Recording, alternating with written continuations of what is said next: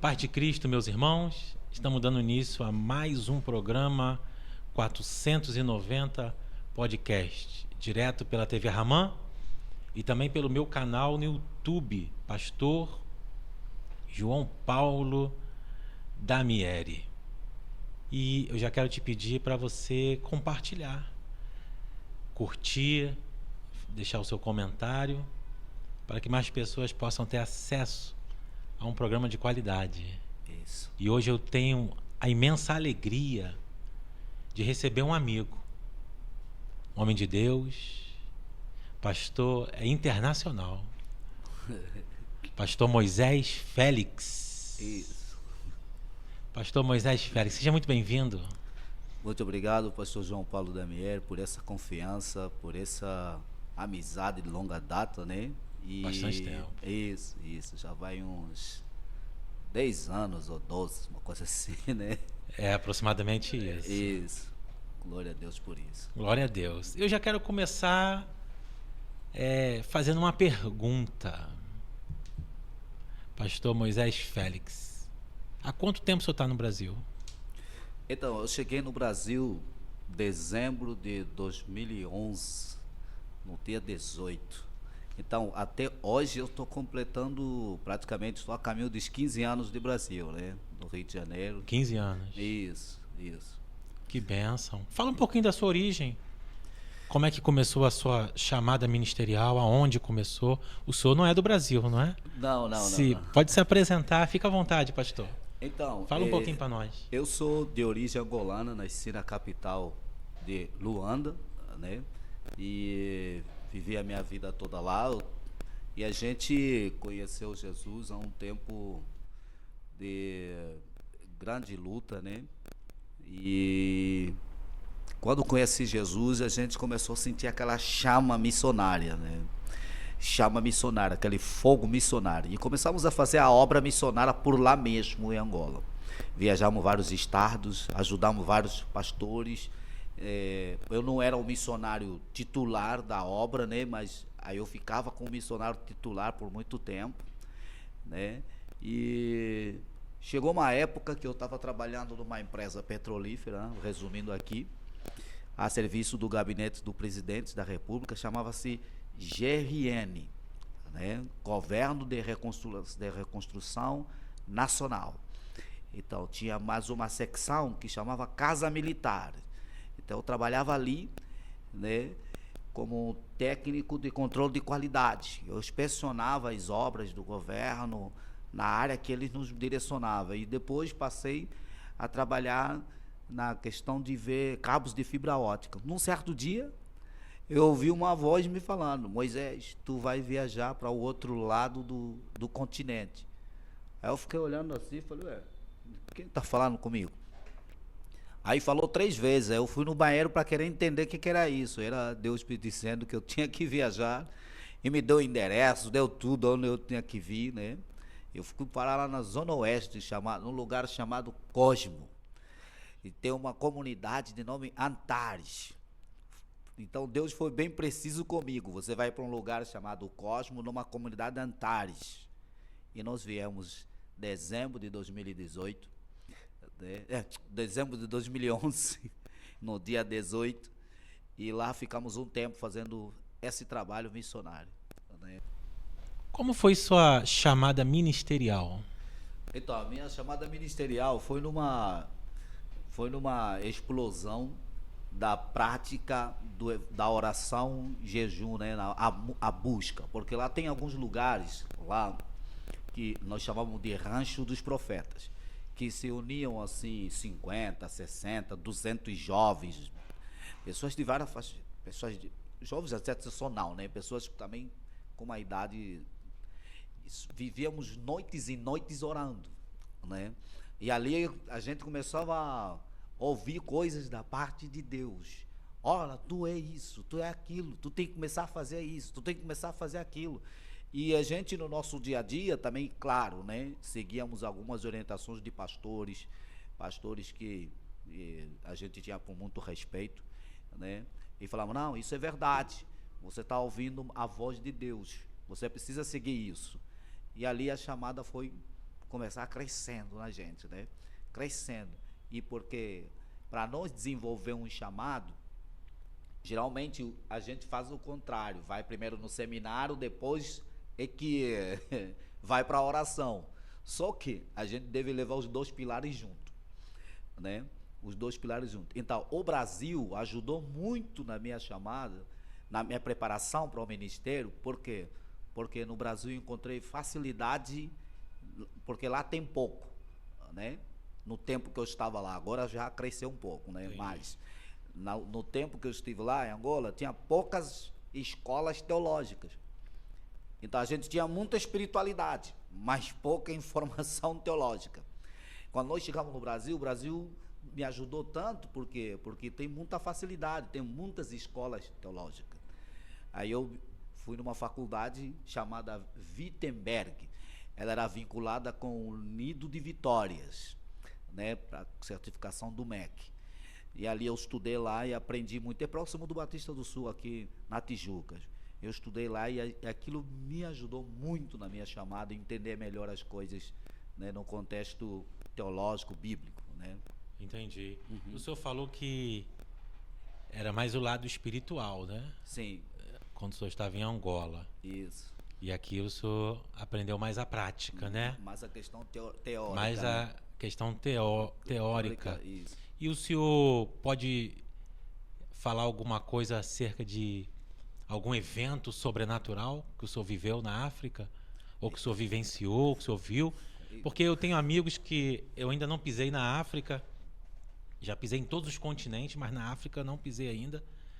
E alguns amigos que pregaram na África, eles sempre voltam dizendo de algo sobrenatural que aconteceu. Guerra espiritual, batalha espiritual, que ela é muito forte. O senhor já viveu isso? Pode falar alguma coisa sobre isso? A gente já vivenciou, sim, várias vezes, né? Questão de você orando, pregando, puxarem no teu paletó. Tem uma vez a gente foi fazer um trabalho numa casa por uma irmã. A gente passou a noite toda orando. Só terminamos às 7 horas da manhã. Que a irmã, na verdade, havia, segundo os médicos, dizendo que ela estava morta, né? Aí entrou uma ousadia em mim, não sei como foi, aquilo só sei que entrou uma ousadia em mim. Eu disse: traga a irmã para casa, não deixa colocar no necrotério, traz para casa. Aí foi um negócio sobrenatural. Tiveram que assinar termo de responsabilidade, muita coisa. E quando chegou em casa, nós começamos a orar. Daquele momento até de manhã, no momento que nós orávamos, irmão, descia serpentes grandes da parede para nos devorar. Era eu, meu irmão Pascoal e mais uns 3 jovens, éramos 5, né? Pascoal, que hoje é um apóstolo, né? Um abençoado ali. Isso. Então, a gente conviveu, viu aquilo, né? Viu aquilo, serpentes de tamanho gigante, mais ou menos de 3 metros, 4 metros, vinham querendo nos devorar. Eram 2 no caso. Mas é materializada ou forma Materializada. espiritual? Mas se você tentava segurar, não conseguia segurar não, entendeu? Mas você conseguia ver o negócio assim, manifestando, né? E vimos várias coisas, bruxo levitando, muita coisa, sabe?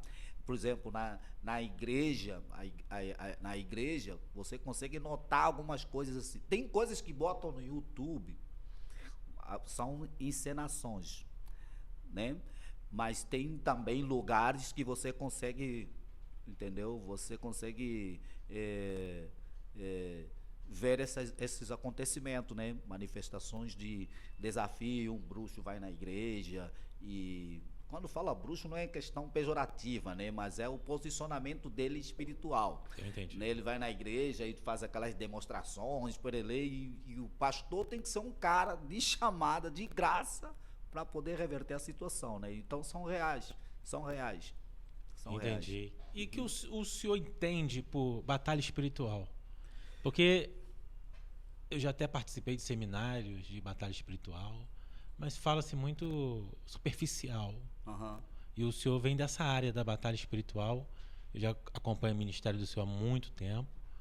O senhor é um mestre na palavra, mas também o senhor trabalha com batalha espiritual. Explica um pouquinho para nós.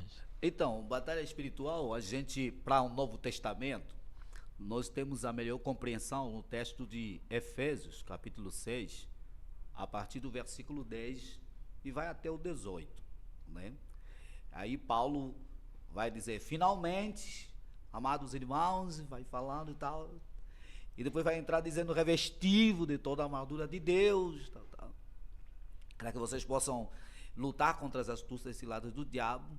E entra no 12 que diz, porque a nossa luta não é contra a carne nem o sangue, mas sim contra os principados, as potestades, as hostes espirituais no lugar celestial da maldade.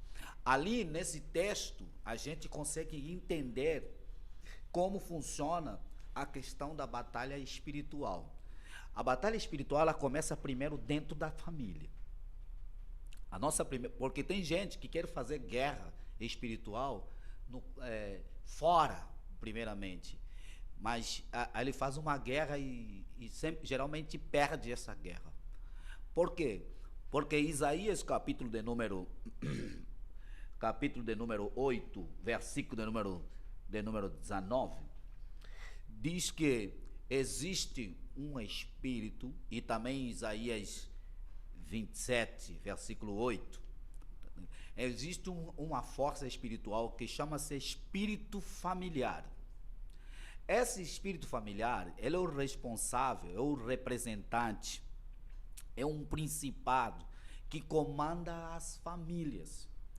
Porque esse espírito entra quando um ancestral, né, um avô, um bisavô, se prostra ou faz uma petição a um Deus que não é o Elohim, não é Jeová, automaticamente aquele espírito se torna o príncipe, o Deus daquela família, né?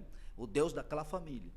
Todas as pessoas que nascerem naquela família, daquela linhagem, eles já estão comprometidos com aquele Deus, está vendo? Estão comprometidos com aquele Deus. Por isso é que a maioria dos nossos antepassados, eles começam a nos ensinar algumas questões religiosas. Falam, não, nós cremos assim, nossa crença é essa. No sábado não pode comer isso, não sei quando não pode fazer isso. Então, tudo isso aqui tem a ver com essa informação. Porque, agora, eu que quero entrar numa batalha espiritual, eu primeiramente preciso trabalhar dentro da minha casa, em mim. Me desvincular desse tal dito Deus da família. Eu tenho que me desvincular. Tá vendo? Então, nessa questão de desvincular, aonde começa a guerra. As pessoas começam a sonhar. Um exemplo, pessoas que já me procuraram, isso aconteceu comigo também várias vezes, que sonham com parentes que já morreram. Que veio dar uma notícia, veio dizendo assim, você tem que comer feijão nesse final de semana. Você esse final de semana tem que ir para a praia. Eu sonhei que fulano vai morrer. Alguém me falou que fulano vai ter uma doença. Isso são informações que vêm de espíritos familiares. Está vendo? Na verdade, em outras palavras, chama-se oráculo familiar, né? Algumas pessoas que são espiritualistas das outras religiões, eles entendem melhor do que os evangélicos. Nós, os evangélicos, nós temos um tabu com relação a isso. A gente fala, não, morreu, acabou, não tem mais isso não. Mas eles entendem. Por isso, se você estuda, porque quando eu estudei história da religião, porque eu sou formado... Eles entendem, eles quem? Para ficar bem claro para o ouvinte. Os religiosos, né, que são das outras religiões. Por exemplo, budismo, Xexinoé, espiritismo, umbanda, candomblé, eles entendem bem isso. Só que os evangélicos, essa porta está meio fechada, tá vendo? Não tem muita informação, sabe? Se tu leres um pouco, quando eu estudei história da religião, a gente teve a oportunidade de ler livros de Allan Kardec e outros escritores dessas religiões.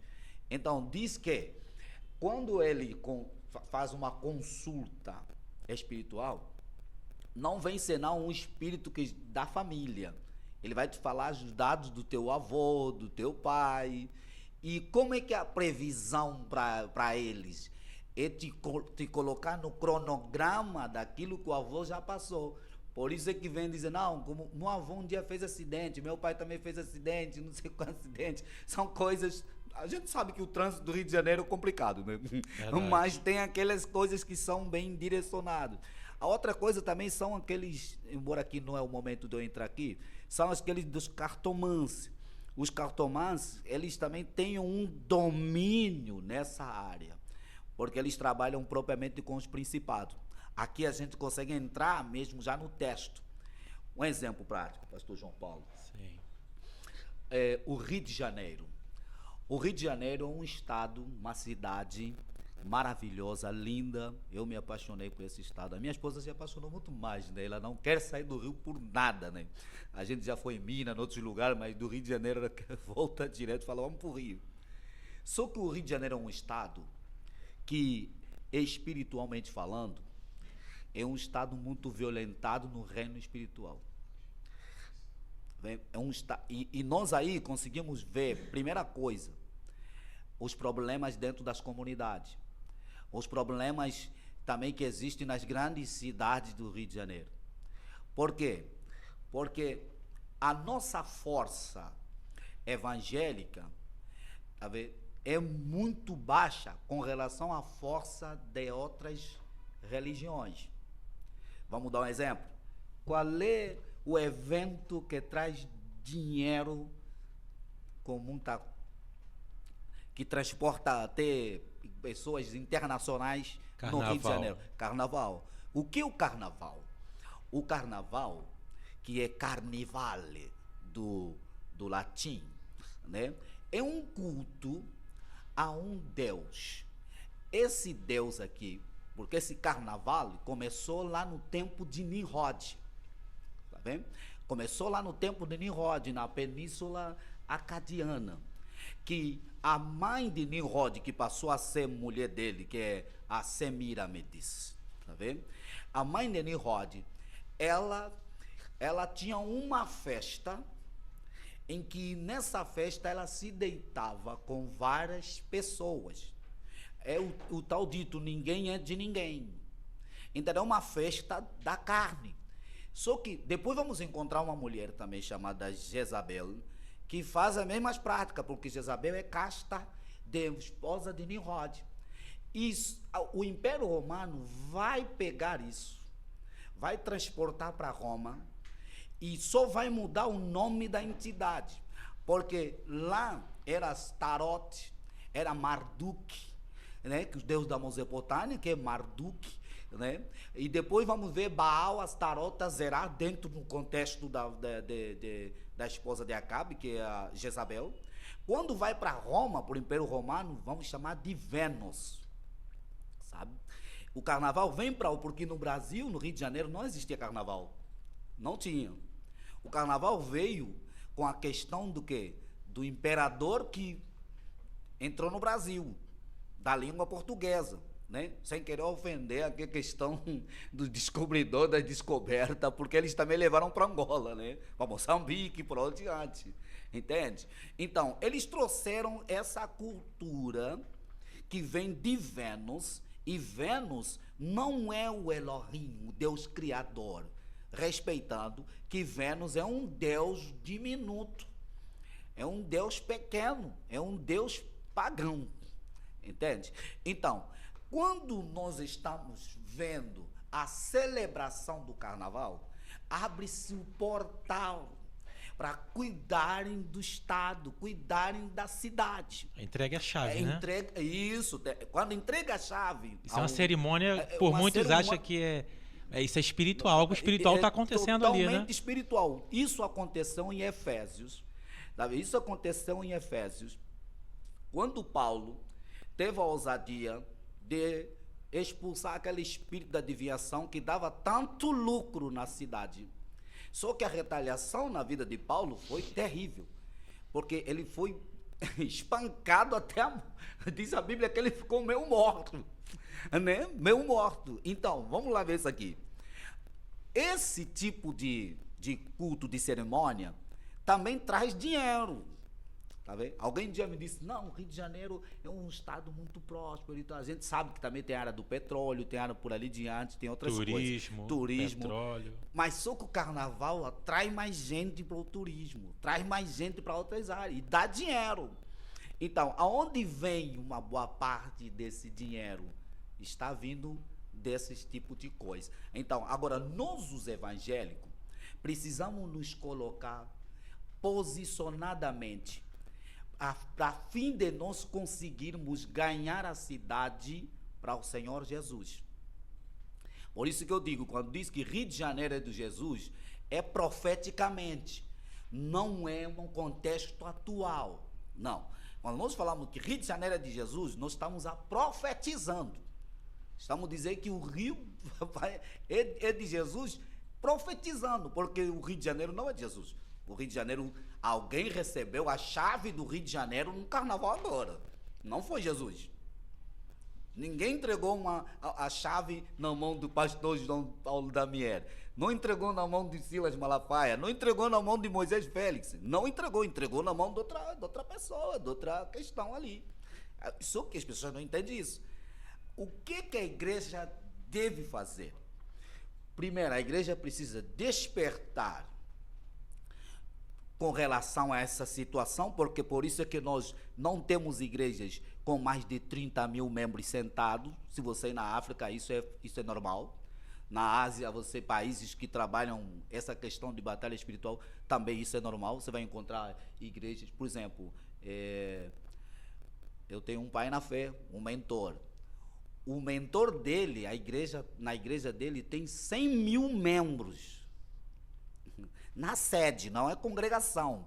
E, na verdade, nem tem templo. Ele tem que estar no interior. Tem um terreno grande onde ele faz os cultos. A igreja que eu faço parte, ela tem mais de 100 mil membros.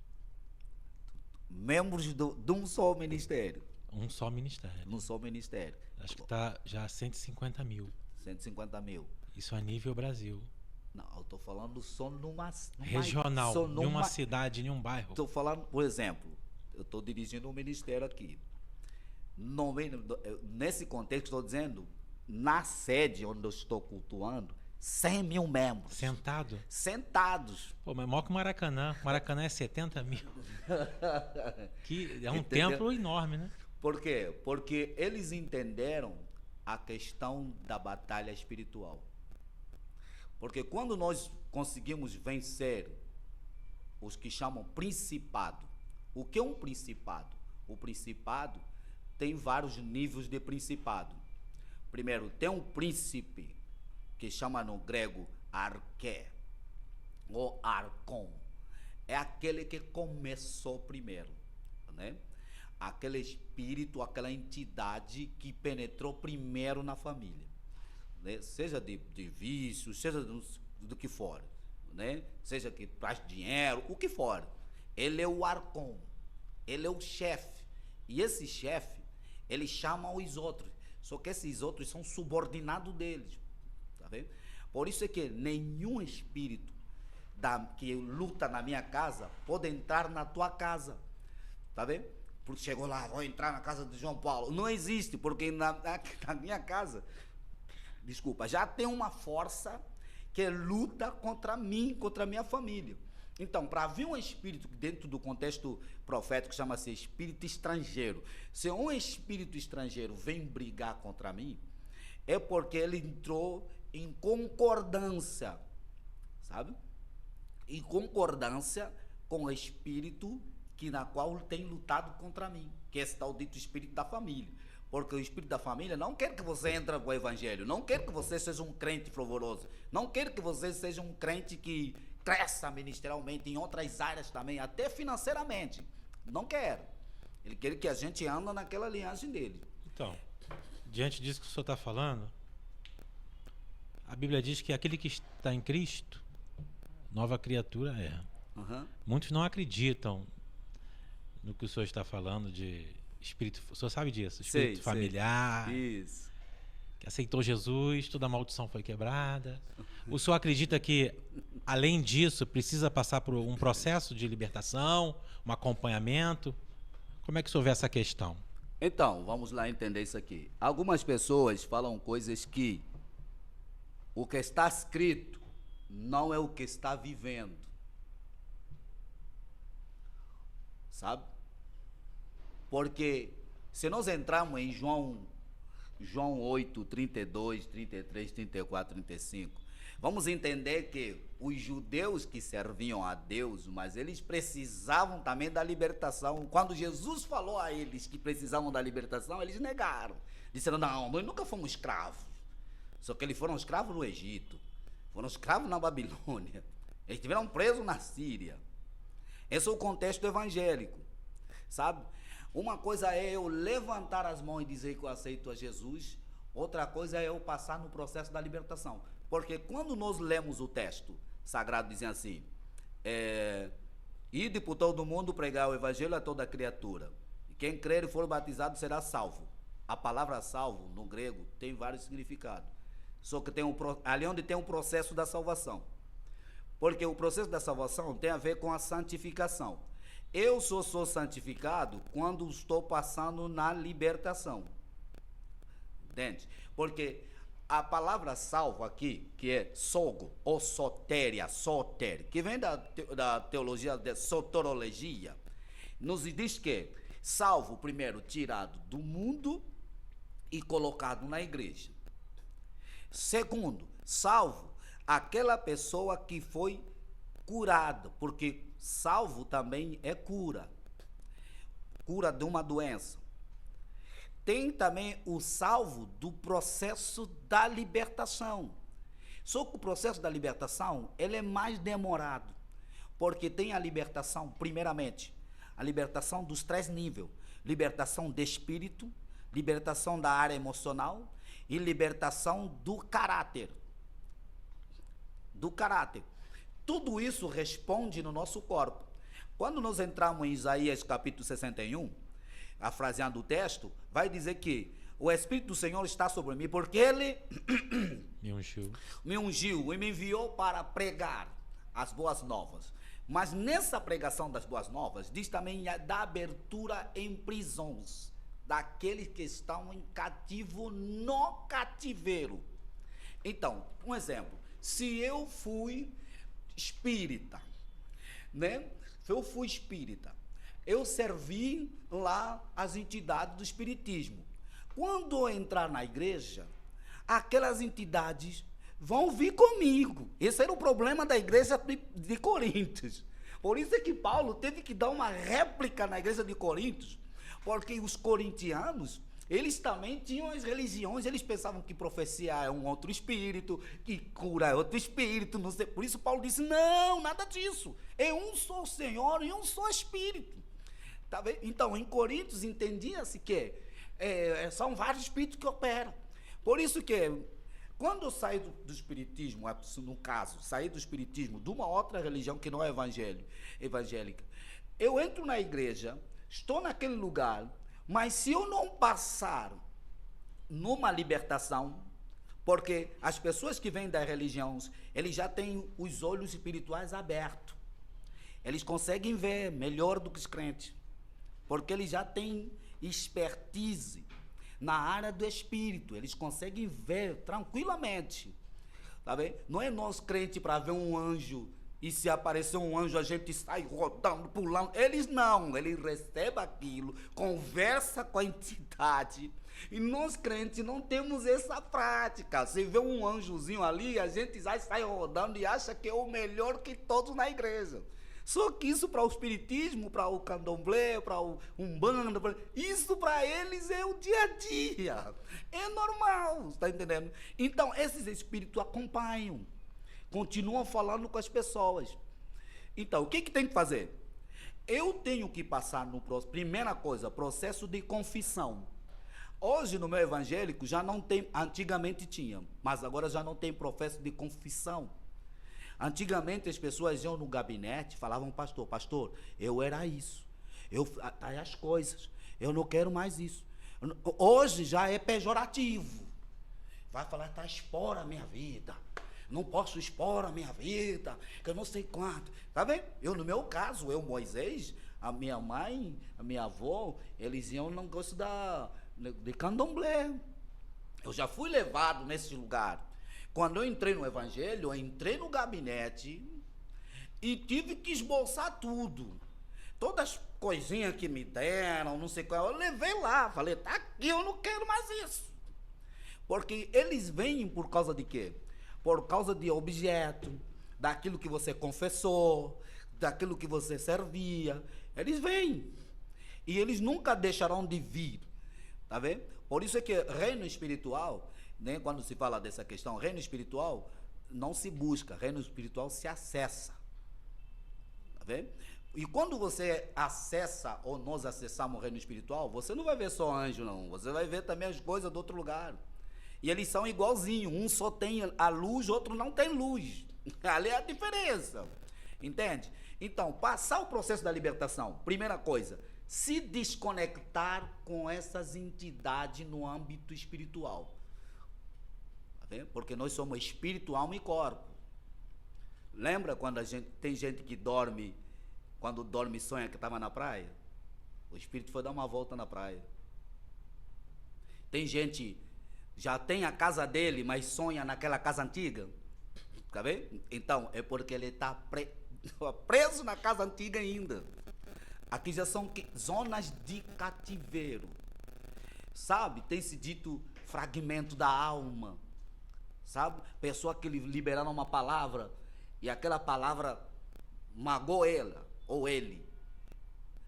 O espírito aprisiona a pessoa naquela mágoa. Tá vendo? Então, essa pessoa tem que passar na libertação. E a libertação é que vai me ajudar a fazer com que o fruto do Espírito, estamos em Gálatas 5, cresça em mim. Sabe? Os espinhos têm que sair. Né? Por exemplo, a libertação pela palavra. A libertação pela palavra é para tirar toda a doutrina que eu já aprendi, que não é de Deus.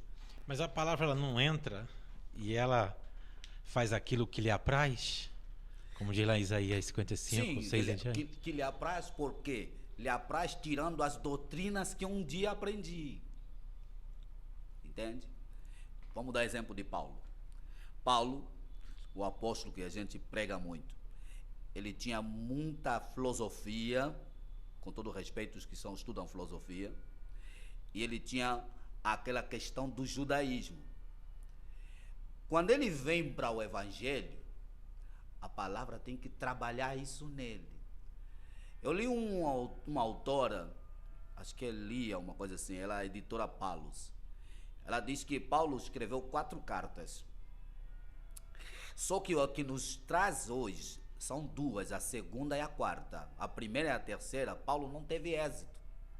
Paulo teve que, em Gálatas 1, a partir do versículo 8, se eu não me engano, diz que Paulo teve que se encontrar com Pedro durante 15 dias. Nesses 15 dias, Paulo recebeu o evangelho da crucificação, da ressurreição.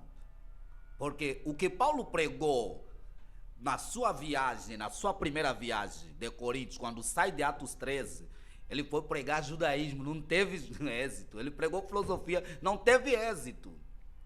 Agora, quando ele vai falar com Pedro, Pedro passa o evangelho certo. Aqui tem um trabalho de que Paulo teve que receber a mensagem que desconstrói, está vendo? Que desconstrói toda a doutrina que ele já havia aprendido. Está vendo? Toda a doutrina. O que acontece conosco? Nós saímos de algumas religiões, de alguns ensinamentos, ritos, mitos familiares, só que a gente transporta esses mitos na igreja. E nós, na igreja, precisamos ser flexíveis para que a palavra venha combater esses mitos, esses ritos. Sabe? Um exemplo, na nossa terra lá, na África lá, tem alguns mitos lá, sabe? E esses mitos, a gente não pode levar, por exemplo, assim, a minha avó curava, mas ela não era evangélica, curava. Eu também, a minha avó me fez uma benção para eu também começar a curar. Só que aquela cura não é através da unção de Deus, não. Aquela cura ali é através dos ritos, dos mitos, sabe? Só que quando eu chego na igreja, a palavra tem que me combater a fim de tirar isso de mim. Agora tem a libertação no contexto pela autoridade ou pela unção. Eu vou chegar pela autoridade, então tem que ser rápido, né? No contexto pela unção. Isso vamos ver dentro do contexto de Isaías 61, que já acabamos de falar, de Mateus capítulo de número 10, versículo 1, e chamando seus 12 discípulos, deu-lhes o poder sobre os espíritos imundos, tá vendo? Sobre as enfermidades, doenças e dores. Aqui está nos falando o quê? Porque Jesus entende que para expandir o evangelho não é só palavra. Para expandir o evangelho também tem que ter a unção. Há essa necessidade. Então, tem a libertação através da unção. Porque a unção é a ferramenta apropriada que Deus libera para os seus salvos, para os líderes precisamente também, a fim de trabalhar e combater toda a força negativa que a pessoa transporta. Isso nós temos que entender isso. E tem a libertação que veio através da autoridade. Tá vendo? A autoridade é um nível mais elevado do que a unção, porque não adianta ser ungido e não ser autoridade.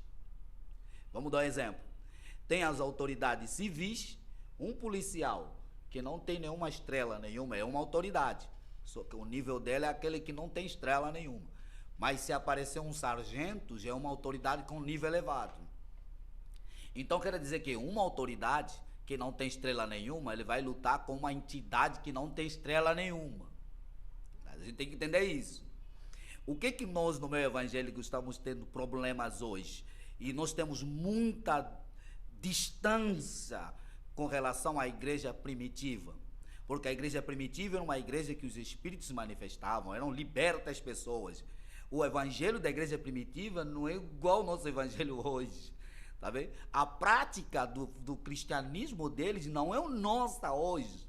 Porque eles, principalmente os que eram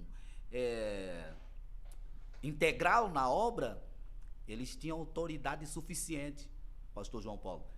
Disseram que Tabita morreu. Foram chamar quem? Pedro. Tem que enterrar ou tem que chamar Pedro? Disseram, não vai enterrar aqui ninguém não. Vamos chamar Pedro aí. E Pedro estava lá na sua casa, chamaram Pedro, Pedro chegou lá, Pedro não ficou para lá, Jesus, venha ressuscitar Tabita. Não, falou, Dorca, pode levantar. Tá vendo? Paulo pregando, o menino caiu do terceiro andar e morreu, cara. Ele não disse, chama os bombeiros. Hoje, no nosso escudo é isso, a irmã passa mal, o irmão passou mal, chama o bombeiro. Cadê a autoridade, irmão? Tá vendo o problema? É isso? Cadê a autoridade? Somos ungidos, convencionados, mas autoridade não tem.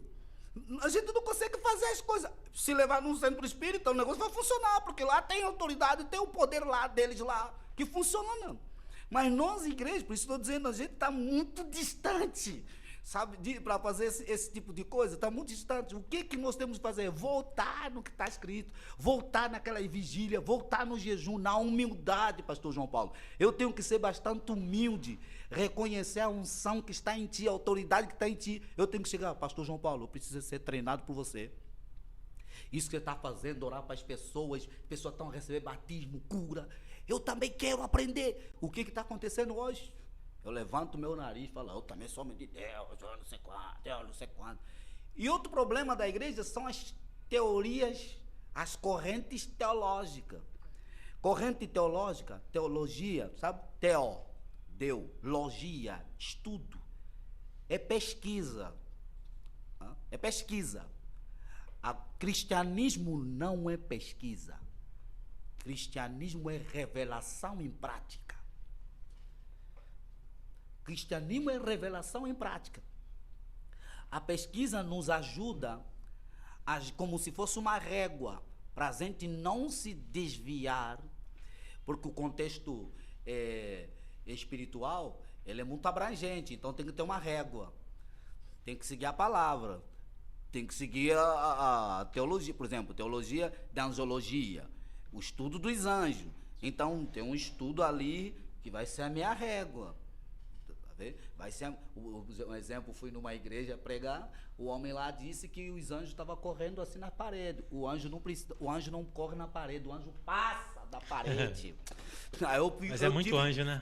Eu tive Hoje que falar, dia... irmãos, desculpa. A ignorância do irmão, o irmão não tem percepção das coisas. O anjo não consegue correr na parede. Ele ainda levantou, como assim? Eu falei, não consegue, porque o anjo tem corpo glorioso, ele é espírito, ele passa daqui, ele não precisa, não precisa elevador, não precisa nada disso. Benção. Pra gente continuar aqui, dar prosseguimento. Sim, sim. Hoje eu tenho visto muito adivinhação. Adivinhar CPF, isso, placa de carro, endereço. Isso. O que o senhor pode dizer acerca disso? Deus está nesse negócio, pastor? Eita, que eu não vejo, aqui, meu Deus, isso aqui eu não vejo um propósito. Eu não vejo um propósito. Eu fui numa vigília, pregar numa vigília, e o camarada adivinhava o CPF da pessoa, a pessoa começava a chorar e só ficava nisso. Eu falei, qual o interesse de Deus revelar o documento de alguém, placa de carro? Você podia falar um pouquinho disso? Aqui nós estamos dentro do que se chama profético, né? Quando um dia, só que isso aqui é um problema sério de questão ministerial.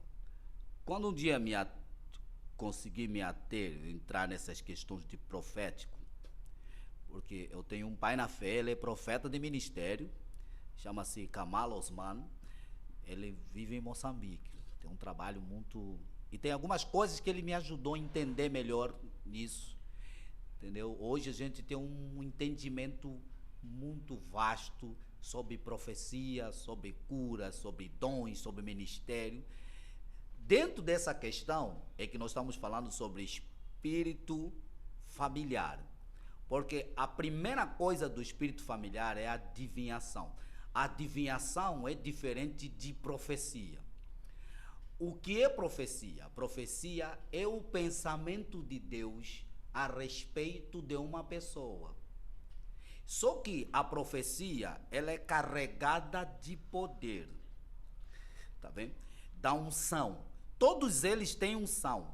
Uma é a unção suja, que assim nós falamos. Por quê? Porque quando o enviado Azazel, querubim, Ezequiel capítulo de número 28, vinha cá na terra para se encontrar com Samiase, porque Samiase é que era o responsável de todos os anjos que viviam na terra, que hoje são chamados de caídos. Nós estamos falando diante de Gênesis 1, versículo 1 até o versículo 2, porque as pessoas já acham que o céu e terra que nós vivemos é do Gênesis 1. Do Gênesis 1 é outro céu e terra que existiu, sabe? Então, esses aqui, lhe foi dado um poder, a unção, tá vendo? Eles receberam uma unção. Só que depois da queda, Deus não recebe a unção, porque Deus não precisa daquilo, sabe? Ele é ilimitado, por isso ele chama-se todo-poderoso. Ele é ilimitado em poder. Depois veio o segundo ungido, que é Jesus, o Hamashia, Yeshua Hamashia, né? Então, o Yeshua Hamashia, que é o segundo ungido, é que patenteia a igreja. Não estou falando no contexto do Antigo Testamento, porque no Antigo Testamento vinha o Espírito Santo, vinha os anjos, e por ali diante trazer as informações. Mas agora, no contexto do Novo Testamento, vem o Yeshua Hamashia. Hebreus, capítulo de número 4, versículo número 11, diz que aquele que subiu é o mesmo que desceu até as profundezas da terra, né? O que desceu até as profundezas da terra é o mesmo que subiu. E ele deu dons aos homens, uns para apóstolos, profetas, mestres, pastores e evangelistas, para o aperfeiçoamento da sua igreja, ou dos santos, né?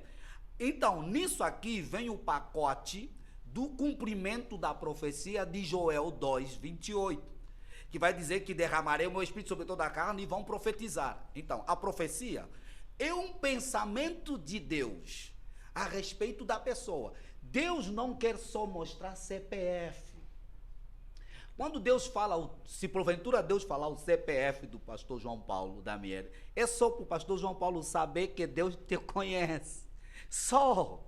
Então, Deus não quer só te dizer que eu te conheço.